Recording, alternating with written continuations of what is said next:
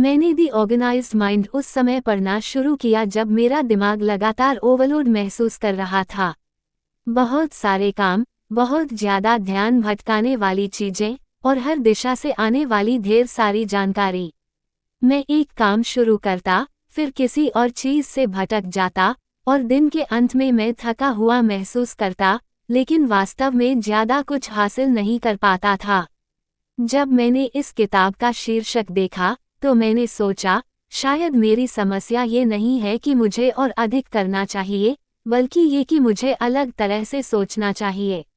जैसे जैसे मैंने पढ़ा, मुझे एहसास हुआ कि हमारा दिमाग उस अंतहीन सूचना प्रवाह को संभालने के लिए डिज़ाइन ही नहीं किया गया है, जिसका हम आज सामना कर रहे हैं। लेकिन सही रणनीतियों के साथ, मैं अपने मानसिक स्थान को मुक्त कर सकता था, अपने ध्यान को बेहतर बना सकता था और कम तनाव के साथ अधिक काम कर सकता था। ये हैं वे सबसे प्रभावशाली बातें जो मैंने इस किताब से सीखी। Our brain is not meant to remember everything, बल्कि सोचने और निर्णय लेने के लिए बना है।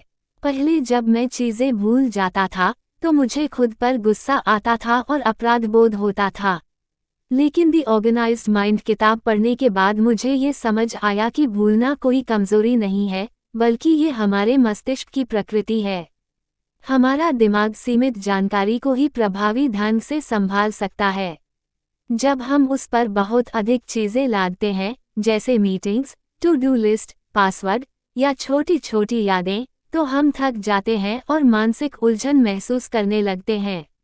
लेखक डैनियल जे. लेविटिन कहते हैं कि दिमाग का काम संग्रह करना नहीं, बल्कि प्रोसेस करना है।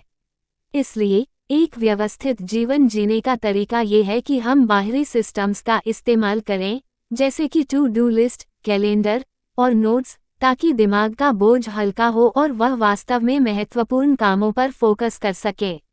जब हम बाहरी साधनों की मदद लेते हैं, तब हमारा मस्तिष्क ज्यादा स्पष्ट, रचनात्मक और प्रभावशाली ढंग से काम करता है। इस विचार ने मेरी सोच ही बदल दी। अब मैं भूलने पर खुद को दोषी नहीं ठहराता, बल्कि एक बेहतर सिस्टम बनाने पर ध्यान देता हूँ। Attention is a limited resource. पहले मुझे मल्टीटास्किंग करना बहुत प्रभावशाली लगता था कि मैं एक साथ कई काम कर रहा हूँ, इसलिए ज्यादा प्रोडक्टिव हूँ। लेकिन धीरे धीरे समझ आया कि असल में इससे मेरी दक्षता घट रही थी। हर बार जब मैं एक काम से दूसरे काम पर जाता हूँ, तो मेरा दिमाग दोबारा फोकस करने में ऊर्जा खर्च करता है। ये थकावट लाता है, ध्यान बटाता है और किसी भी काम को गहराई से करने से रोकता है। आज मैं जानता हूँ कि असली प्रोडक्टिविटी का राज है अपने ध्यान की रक्षा करना, एक समय में सिर्फ एक काम पर फोकस करना और गहरे काम, डीप वर्क के लिए समय के ब्लॉक तय करना। Decluttering your environment declutters your mind. हमारा मस्तिष्क बाहरी वातावरण से बहुत गहराई से प्रभावित होता है।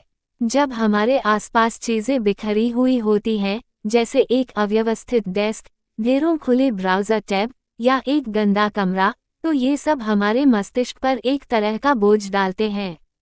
हमारे मस्तिष्क को हर वस्तु को प्रोसेस करने में ऊर्जा लगती है, चाहे वो चीज़ हमारे काम की हो या नहीं। जब हमारे आसपास बहुत सारी गैरजरूरी चीज़ें होती हैं, तो दिमाग अनजाने में उन सभी पर ध्यान देता है, जिससे हमारी एकाग्रता और निर्णय लेने की क्षमता प्रभावित होती है। किताब में यह विचार प्रमुख है कि सूचना ओवरलोड सिर्फ डिजिटल जानकारी से नहीं आता, बल्कि भौतिक अव्यवस्था से भी होता है। जब आप अपने कार्यक्षेत्र को साफ सुथरा रखते हैं, केवल ज़रूरी चीज़ें सामने होती हैं और डिजिटल फाइल्स या टैब्स को भी सीमित रखते हैं, तो आपका मस्तिष्क अधिक शांत, केंद्रित और उत्पादक बनता है।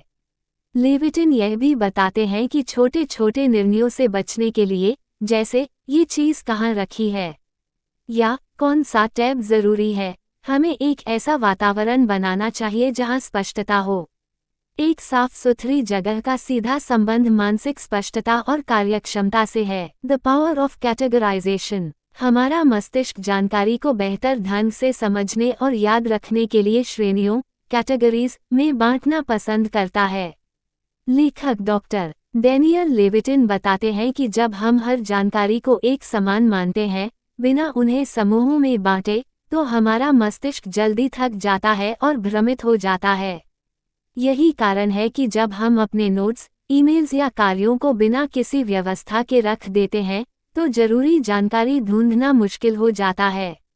लेकिन जब हम इन सबको स्पष्ट श्रेणियों में बांटते हैं, जैसे कि जरूरी ईमेल, पढ़ने लायक लेख, तुरंत करने वाले काम, लंबी अवधि वाले प्रोजेक्ट्स आदि, तो न सिर्फ जानकारी को याद रखना आसान हो जाता है, बल्कि निर्णय लेना भी अधिक प्रभावशाली और तेज हो जाता है।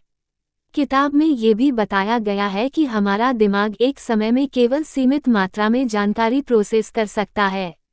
यदि हम उसे व्यवस्थित रूप से श्रेणियों में नहीं बांटते, तो वह ओवरलोड हो जाता है और हमारी एकाग्रता और कार्यक्षमता दोनों घट जाती हैं। इसलिए, चाहे बात निजी जीवन की हो या पेशेवर कार्यों की, श्रेणीकरण का अभ्यास करना हमारे दिमाग को संगठित और संतुलित रखने का एक शक्तिशाली तरीका है। Prioritisation is the key to mental clarity. आज की भागदौड़ भरी जिंदगी में हमारे सामने हर दिन बहुत से काम आते हैं, कुछ जरूरी लगते हैं, कुछ तुरंत करने की मांग करते हैं। लेकिन हर वो चीज़ जो जरूरी दिख रही है, वो सच में उतनी महत्वपूर्ण नहीं होती। मैंने अपने अनुभव से ये जाना कि अगर हम हर एक काम को बस इसीलिए करने लगे क्योंकि वो सामने आ गया है या तुरंत करना है, तो हम थक भी जाते हैं और असल में जो महत्वपूर्ण है, वो छूट जाता है। इसीलिए, मानसिक रूप से संगठित रहने और अपने दिमाग को साफ व शांत बनाए रखने का सबसे बढ़िया तरीका है प्राथमिकता तय करना। यानी यह जानना कि कौन सा काम वास्तव में महत्वपूर्ण है और किसे टाला जा सकता है या दूसरों को सौंपा जा सकता है। इसी संदर्भ में आइज़नहावर मैट्रिक्स मेरे लिए गेम चेंजर साबित हुआ। ये एक सिंपल सी तकनीक है जिसमें 4 श्रेणियां होती हैं। 1. महत्वपूर्ण और तात्कालिक, ऐसे काम जो जरूरी भी हैं और तुरंत करने की मांग करते हैं। जैसे किसी जरूरी क्लाइंट की कॉल, समय पर भुगतान करना, डेडलाइन वाला प्रोजेक्ट। इन्हें तुरंत निपटाना चाहिए। 2. महत्वपूर्ण लेकिन गैर तात्कालिक, ये वो काम होते हैं जो हमारे लक्ष्य और भविष्य से जुड़े होते हैं, लेकिन उनमें तुरंत करने का दबाव नहीं होता। जैसे हेल्थ पर ध्यान देना, नई स्किल सीखना, लंबी योजना बनाना। इन्हें शेड्यूल करना चाहिए। 3. तात्कालिक लेकिन गैर महत्वपूर्ण, ऐसे काम जो तुरंत ध्यान मांगते हैं लेकिन हमारे लिए बहुत मायने नहीं रखते। जैसे कुछ कॉल्स, नोटिफिकेशन, मीटिंग्स जो हमारी प्राथमिकताओं से मेल नहीं खाती। इन्हें टालना या डेलीगेट करना सही होता है। 4. ना तो महत्वपूर्ण, ना ही तात्कालिक, ये वो काम होते हैं जो सिर्फ समय बर्बाद करते हैं। जैसे बेवजह सोशल मीडिया स्क्रॉल करना, अनावश्यक बातचीत। इन्हें जितना हो सके अवॉइड करना चाहिए। जब मैंने इस मैट्रिक्स को अपनाया, तब मुझे एहसास हुआ कि दिन भर में जो भी तनाव, उलझन और थकान होती थी, उसका बड़ा कारण यह था कि मैं हर काम को एक जैसा मान रहा था। लेकिन जब मैंने ये तय करना शुरू किया कि असल में मुझे किस पर ध्यान देना है, तब चीज़ें आसान हो गईं। हमारा दिमाग सीमित मात्रा में जानकारी को एक समय पर प्रोसेस कर सकता है। जब हम हर खबर, हर आर्टिकल, हर नोटिफिकेशन पर ध्यान देने की कोशिश करते हैं, तो हमारा दिमाग थकने लगता है, जिससे निर्णय लेने की क्षमता, याददाश्त और फोकस पर बुरा असर पड़ता है। Information overload is real, be selective का मतलब यही है कि हर जानकारी जरूरी नहीं होती। अगर हम हर चीज पर ध्यान देंगे, तो असली और ज़रूरी चीजें पीछे छूट जाएंगी। इसलिए, उच्च गुणवत्ता वाले स्रोत चुनना जरूरी है, ताकि जो भी जानकारी मिले वो विश्वसनीय और महत्वपूर्ण हो। सोशल मीडिया पर समय सीमा तय करना भी जरूरी है, ताकि हम सिर्फ स्क्रॉल करते हुए समय बर्बाद न करें।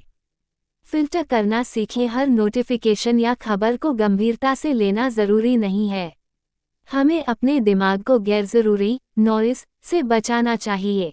इस तरह की सोच को अपनाकर लेखक कहते हैं कि हम अपने दिमाग को ऑर्गेनाइज कर सकते हैं, यानी कम लेकिन बेहतर जानकारी लेकर हम ज़्यादा असरदार बन सकते हैं। द ऑर्गेनाइज्ड माइंड किताब में लेखक डैनियल जे. लेविटन ने इस बात पर जोर दिया है कि हमारा मस्तिष्क एक सीमित संसाधन है और अगर हम इसे लगातार काम में लगाए रखें, बिना ब्रेक या आराम के, तो ये जल्दी थक जाता है और उसकी कार्यक्षमता घट जाती है। मस्तिष्क की सीमित शक्ति और निर्णय थकान, डिसीजन फटीग। लेविटन बताते हैं कि हमारा दिमाग हर दिन हजारों छोटे बड़े निर्णय लेता है। जब हम लगातार काम करते हैं, तो ये निर्णय लेने की क्षमता कमजोर होने लगती है। इसे डिसीजन फटीग कहा जाता है, यानी निर्णय लेने की थकावट। आराम या ब्रेक लेने से मस्तिष्क को खुद को रीसेट करने का मौका मिलता है। इससे हम बेहतर निर्णय ले पाते हैं और ज्यादा क्रिएटिव व फोकस्ड रहते हैं। Default mode network. जब हम आराम करते हैं या मन को भटकने देते हैं, तो मस्तिष्क का एक खास हिस्सा सक्रिय होता है जिसे डिफ़ॉल्ट मोड नेटवर्क कहते हैं। लेविटन बताते हैं कि यही वह समय होता है जब मस्तिष्क बैकग्राउंड में सूचनाओं को प्रोसेस करता है। नए आइडियाज़, समाधान और कनेक्शन अक्सर तभी आते हैं जब हम कुछ नहीं कर रहे होते हैं। यानी कभी-कभी बोर्ड होना भी जरूरी होता है ताकि मस्तिष्क अपनी गहराई में जाकर चीज़ों को समझ सके। नींद का महत्व। किताब में बताया गया है कि नींद के दौरान मस्तिष्क पूरे दिन की जानकारी को छांटता है, अनावश्यक चीज़ों को हटाता है और ज़रूरी यादों को सहेजता है। पर्याप्त नींद न लेने से न सिर्फ आपकी एकाग्रता घटती है, बल्कि आपकी निर्णय लेने की क्षमता और रचनात्मकता भी कमजोर हो जाती है। इसलिए लेविटन कहते हैं कि sleep is not a luxury, it's a biological necessity. Breaks और micro recharging. The Organized Mind में बताया गया है कि हमें दिन भर में छोटे छोटे ब्रेक्स लेने चाहिए। इससे मस्तिष्क थोड़े समय के लिए आराम करता है और फिर से ध्यान केंद्रित करने में सक्षम होता है। द ऑर्गेनाइज्ड माइंड एक ऐसी किताब है जो हमें आज की जानकारी से भरी दुनिया में मानसिक स्पष्टता और कार्यकुशलता बनाए रखने की कला सिखाती है। डॉक्टर डैनियल लेविटिन ने न्यूरोसाइंस और व्यवहार विज्ञान के आधार पर ये बताया है कि हम अपने मस्तिष्क को बेहतर ढंग से कैसे संगठित कर सकते हैं ताकि हम बेहतर निर्णय ले सकें, तनाव से बच सकें और जीवन में संतुलन बना सकें। ये पुस्तक हमें सिखाती है कि जब हम अपने वातावरण, कार्यों, सूचनाओं और समय का प्रभावी प्रबंधन करते हैं, तो हमारा मस्तिष्क अधिक रचनात्मक और उत्पादक बनता है। डिस्ट्रैक्शन से भरी इस दुनिया में ध्यान केंद्रित रखना एक कला बन चुकी है और ये किताब उस कला को सीखने का एक व्यवहारिक मार्गदर्शन प्रदान करती है। लेविटिन बताते हैं कि हमारे मस्तिष्क की सीमाएं हैं और उन्हें ध्यान में रखते हुए अगर हम सूचनाओं को व्यवस्थित करने की रणनीति अपनाते हैं, जैसे कि टू डू लिस्ट बनाना, चीज़ों को श्रेणियों में विभाजित करना और मल्टीटास्किंग से बचना, तो हम अपने दैनिक जीवन को अधिक प्रभावशाली बना सकते हैं। अंततः द ऑर्गेनाइज्ड माइंड केवल एक किताब नहीं, बल्कि एक मार्गदर्शक है जो हमें ये समझाता है कि एक सुनियोजित मस्तिष्क ही एक सफल, शांत और सुसंगठित जीवन की कुंजी है।